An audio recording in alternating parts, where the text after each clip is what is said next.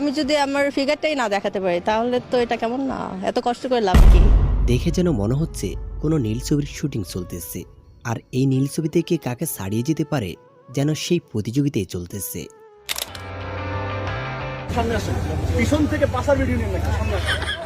Celebrity cricket লিগের নামে এ কেমন অশ্লীলতা!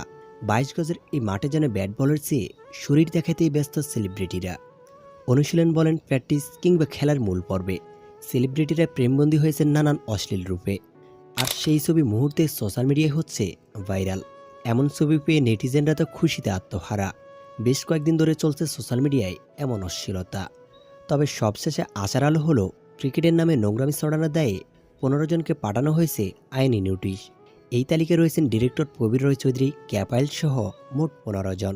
বাংলাদেশে আবেগের একটি নাম ক্রিকেট, হোক সেটা জাতীয় দলের খেলা কিংবা পাড়া মহল্লার ক্রিকেট। সব জায়গায় দর্শকদের চাহিদা থাকে তুঙ্গে। ছোট থেকে বড় সব বয়সের মানুষই ক্রিকেট দেখে। আর এমন একটি খেলার মাঝে এই ধরনের অশ্লীলতা সত্যি মেনে নেওয়ার মতো না। বাংলাদেশ সুপ্রিম কোর্টের আইনজীবী মোহাম্মদ জাকির হোসেন সত্যি প্রশংসার দাবিদার।